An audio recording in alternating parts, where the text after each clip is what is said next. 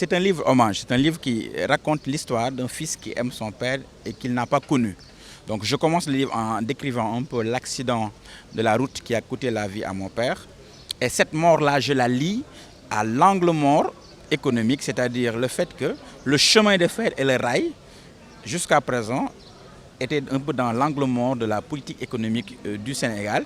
Et ainsi, j'essaie de démontrer comment on est passé d'un réseau de 936 km de réseau ferré à plus de 15 locomotives, 150 wagons, et que cette chute-là puisse nous amener actuellement à un pays sans chemin de fer, et ainsi on est plongé dans une croissance en développement. Donc c'est un ouvrage d'enquête historique sur 4 ans, de propositions, de diagnostics macroéconomiques sur les tendances, la lame de fond macroéconomique même du Sénégal. Et enfin aussi, je débouche sur des solutions ferroviaires justement pour redresser ce secteur qui est névralgique et très important pour l'économie sénégalaise. Vous savez, la route du développement, souvent dit-on, passe par le développement des routes. Mais le chemin de fer est essentiel parce que c'est le meilleur outil d'équité territoriale et d'inclusion sociale. Parce que je démontre dans le livre que quand vous prenez le Sénégal, je le schématise comme un corps humain. La colonne vertébrale du Sénégal, c'est ce que j'appelle l'axe Thiès, Diourbel, Gossas,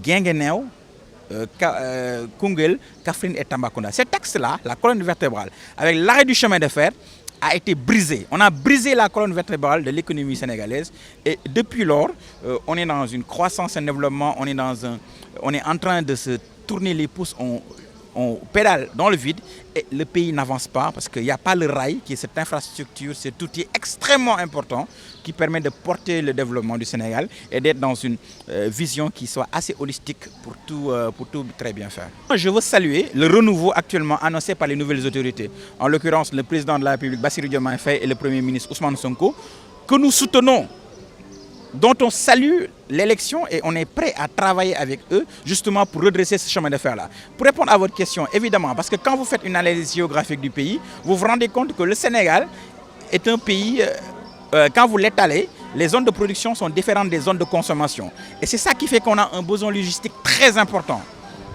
Et ce chemin de fer-là, par ses effets d'entraînement, par ses externalités positives, justement pour répondre de manière structurelle, dans une lame de fond à toutes ces problématiques-là que vous évoquez. Je vous donne un exemple. Est-ce que vous savez que le riz au Sénégal, il est produit entre la zone du nord, la zone de la vallée et le sud du Sénégal, alors que la population sénégalaise, 60% vit dans l'arc Dakar, Thiès, Diourbel, Kaolack, Fatick, etc.